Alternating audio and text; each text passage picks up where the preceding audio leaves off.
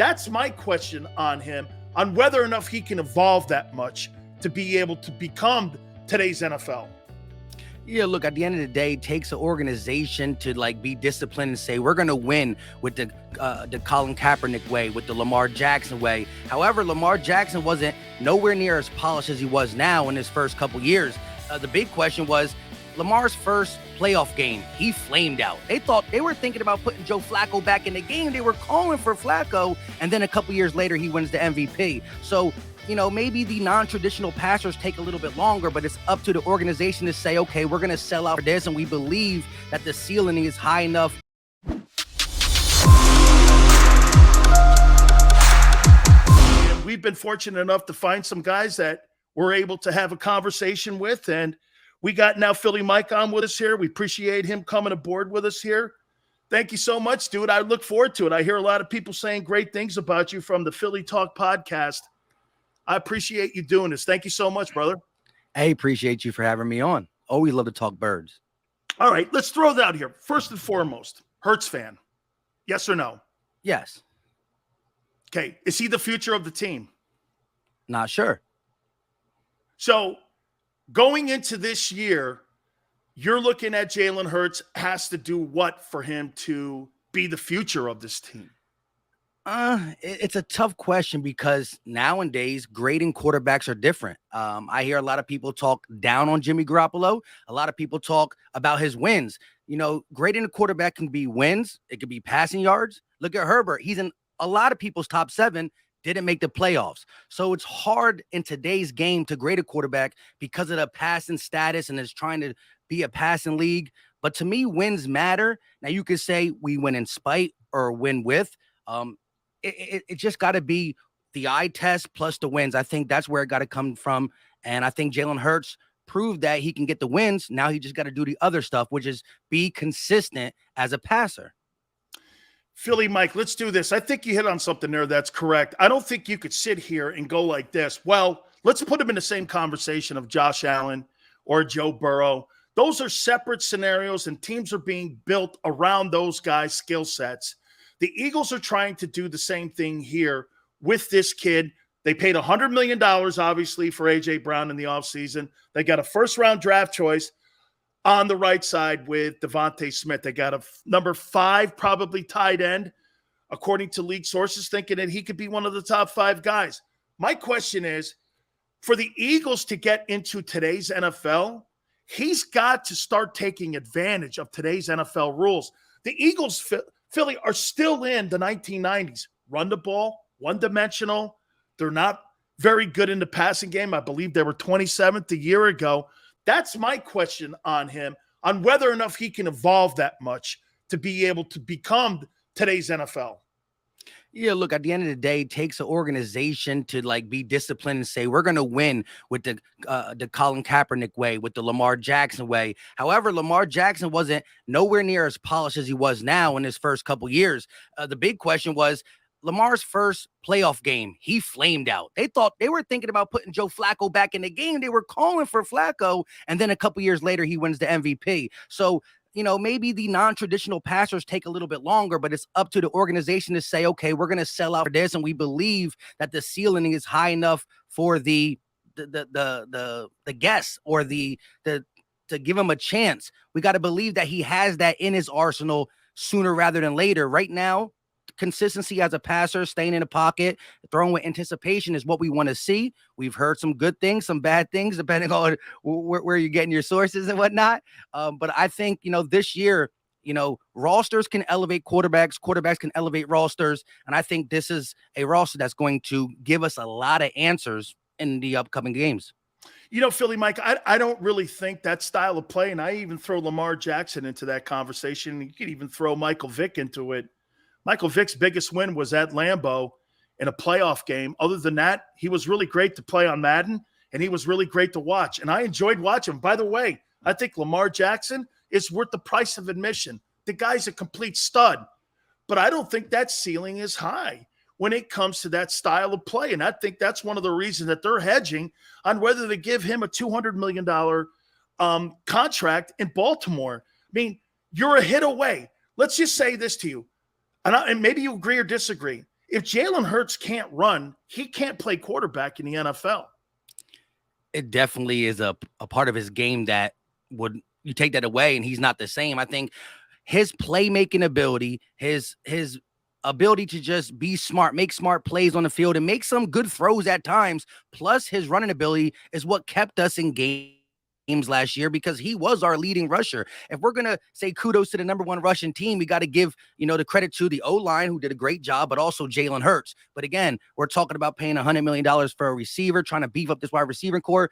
You want to have the quarterback get them the ball. Devonta Smith, 5 years from now, whoever's a quarterback, whether it's Jalen or not, you might have AJ coming off his $100 million and you getting ready to pay Devonta another $100 million. If you're going to run the ball, why do that? So it definitely has to be done. And I think even the biggest Hurts fans know that if he is the same as last year and it shows that he's not going to get better, it's not a really winning formula in where today's game's going. But I think the potential is still there because it's such a small sample size, Okay, I agree.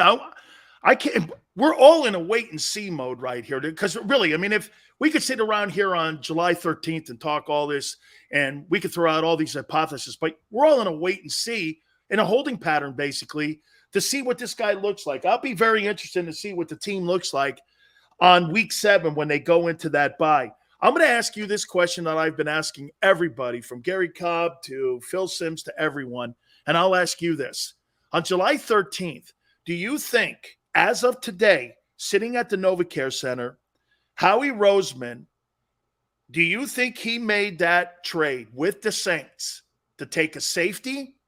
Or do you think that he did this to take a quarterback in next April's draft and it's up to Jalen to prove him wrong this year? Do you go by that line or do you go by, no, they're going to go with him no matter what in 2023?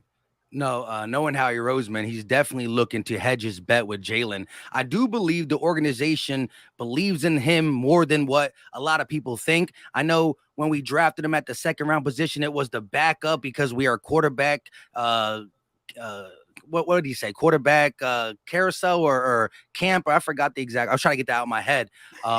But I believe he thought it was that, but I think the organization sees something in Jalen, but in today's game, quarterback is very important to every owner. Every GM wants that quarterback that they say they found, they got. I just think that at one time, the Saints roster was looking a little bit skimpy with losing Sean Payton, losing both their safeties, Jenkins and Marcus Williams. But now they get a Matthews, now they get a Javaris Landry, then they go get the Jets guy, Marcus May. That roster minus their quarterback and Jameis Winston is looking pretty good. And so what could have been a top 10 pick, the Saints are looking like the same as the Eagles, a good roster with a quarterback who's trying to show he can play in today's game. Absolutely. Your thoughts on Sirianni? Do you like him, yay or nay? I give him his flowers. I got to give him his flowers. Yeah, I do like him. I think it took a little longer to adjust to the run first type attitude, but it's real hard to, give up play calling as a first-time head coach. It's real hard to even say I was wrong. What I saw from Jalen in camp and what I wanted to do is not working. It's hard for a guy to admit that, and to be able to do that in a city like Philadelphia, where these head coaches don't get that much of a leash. Hey, kudos to him. It shows that he's about winning. He's not an ego guy. He's a guy who's just trying to grow some roots. I love it, man. I like it, man. Very good here. Okay, if I ask this question to 10 people, I get 10 different answers. Howie Roseman.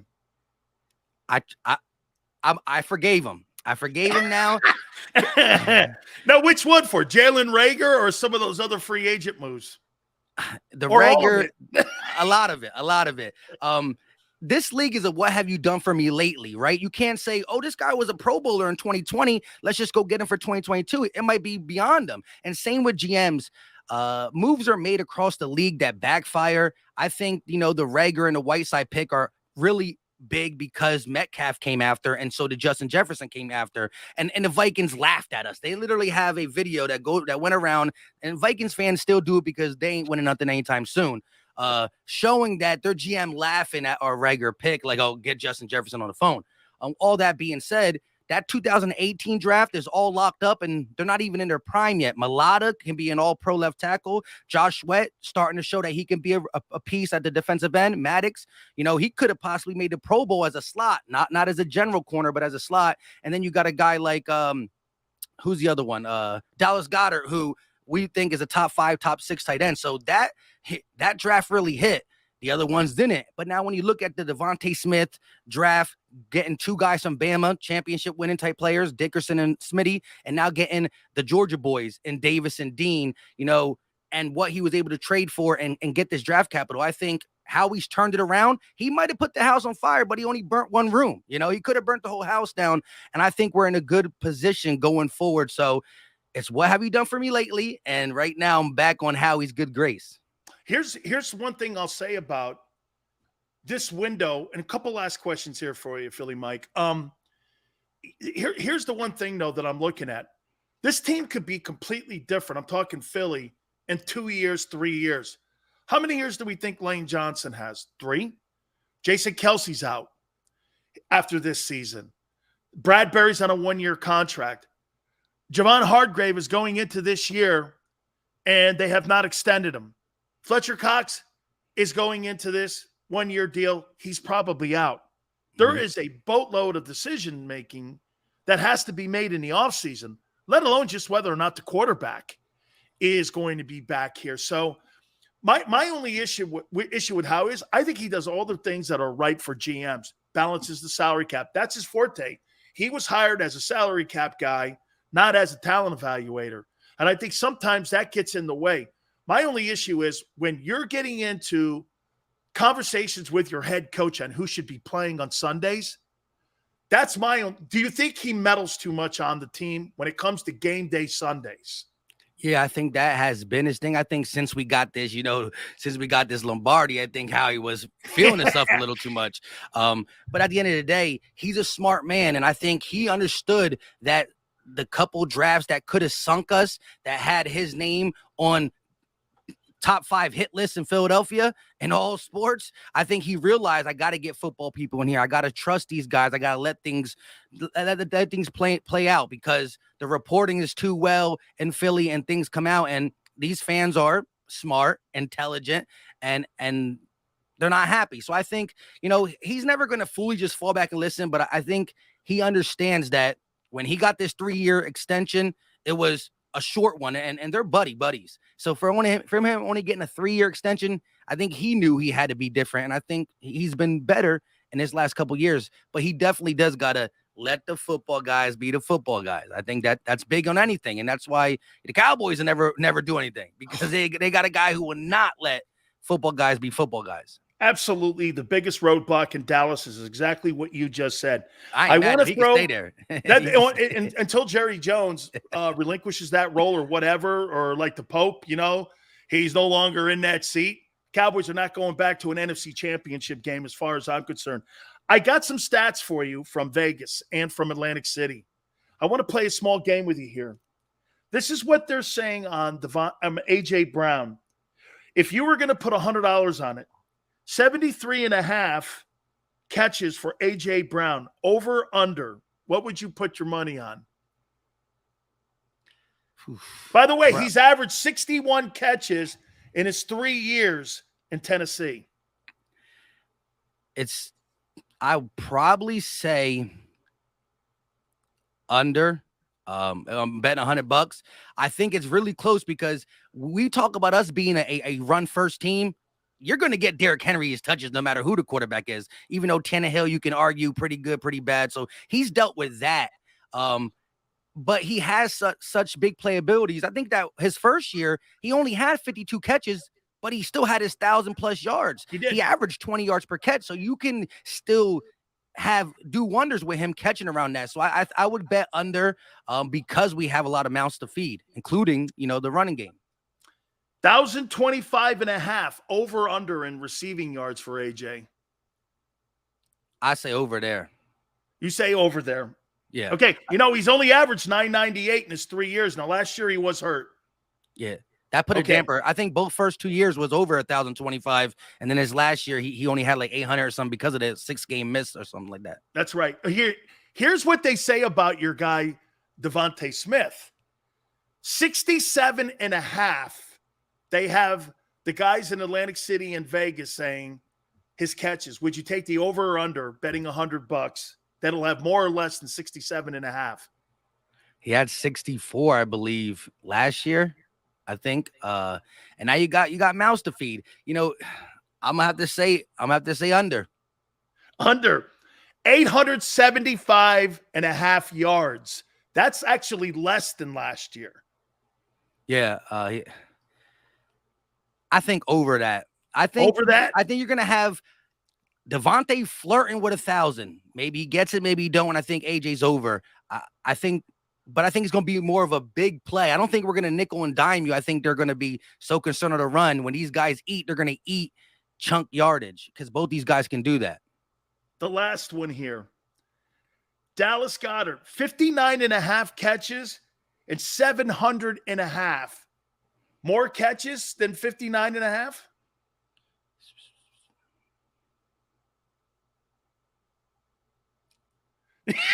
Yeah, I want to say I'm gonna go him over. I think that because of AJ and Devontae's there, we're really low key sleeping on Dallas, and at the end of the season, that became Jalen's go-to guy. 875.5 or 700. Excuse me, 700 for Dallas Goedert. 700 flat. 700.5 over under. Over. Over. Hey, Philly Mike, here's one thing though. Okay, 1,025 for $100 million guy, 875. These are the numbers that the guys who put up money now in Atlantic City and in Vegas are saying. And 700. This isn't really a lot of respect here for Jalen. You agree? Again, a lot of these guys got to see it. They got to see it. It's funny though, because Pro Football Focus just put out something and they got Jalen thrown for like 4,100 yards. And it's funny that Pro Football Focus, although they're not a Bible, I definitely see they go a little heavy, but they co-sign 4,100 for Jalen. I think I could see him getting close to 4,000. I don't know if he fully breaks it, but I can see between 38 to 41. That's what I think he's going to do. Whether it's because whether it's in catching up because of mistakes in the beginning of the game, or whether it's beating teams. I think it's easy to get stats. I mean, Kirk Cousins threw 4,500 last year. Kirk Cousins has had 6 4,000 passing yard seasons in his 10 years. That's how crazy that number is. Yeah, and how many were in winning seasons? That's the crazy part, right? So absolutely. Okay, finally here.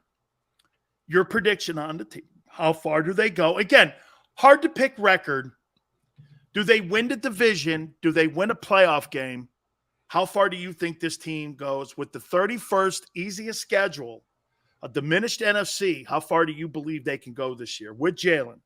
Yeah, I got them winning the East. And I've always said I think that it's a 1-2 team race. I'm not discounting Washington, but I still think it's Eagles, Cowboys. I think both of these teams get double digits. Just one has. I think it's going to be a 1 or 2 game difference when it comes down to it. I still think Dallas, although they got worse, is a threat, but I see us winning the division and making a little noise. Our objective is to win 1 game. I say this now in July is win 1 game. But when we get there, if we win 1 game, that's thrown out. Now we got to keep going. You know what I mean? Now we got to keep going. So win a game in the playoffs. Does Carson Wentz have more passing yards than Jalen? This kid Dotson, I'm hearing great things. A kid from Penn State and Terry McLaurin. That's a pretty good-looking football team, man. Look, it's a train wreck of an organization. We know that. Okay? I mean, this is do or die for him. It's his best weapons. It's his last chance. You know what? I'll let Wentz have more yards. We're still going to have more wins. You know what I mean? Wentz might have more yards. We'll have more wins. That's it. Hey, man, Philly Mike, you've been absolutely awesome. I really appreciate you doing this. Don't forget, Philly Talk Podcast. All you guys have been telling me. By the way, bro, you're like a legend on YouTube. People have been telling me about you. We had to get you on. We appreciate you making time, brother. I appreciate it. Have a good one. You got it, man. Philly Mike, we appreciate him doing that there. Very cool stuff. All right, we'll get back to you guys, and I promise you I'll get back to my quarterback list here for 2023. Hey, I'm not setting anybody up here. By the way, our good friends at Morgan & Morgan, where the fee is free. If you're hurt or injured on the job, there is no other attorney firm like Morgan & Morgan that's going to protect you and your family when it comes to fair compensation. Last 30 years, they've collected over $13.5 billion for their clients, and for the people is who they are. 800 strong attorneys in Philly, New York, and in Florida do battle for you each and every single time they go into a courtroom. It's not about, hey, it's just a fender bender. Remember something, other attorney firms are there to intimidate you. You're never going to intimidate Morgan & Morgan. Call them at 800-512-1600. That's 800-512-1600. Open 24/7, 7 days a week. Consultation's free and the call's free. 800-512-1600. And when you call Morgan & Morgan, do me a favor. Tell them Big Sills sent you. After a car crash, the big insurance companies you see advertising on TV, they may try to downplay your case and might say it's only a fender bender or it's just a herniated disc. I worry that some law firms fall for this BS. Not us. We put ourselves in your shoes and ask, what would it be like to be in your pain for the rest of our lives? $1 million wouldn't be enough for me. There's only one Morgan & Morgan. ForThePeople.com.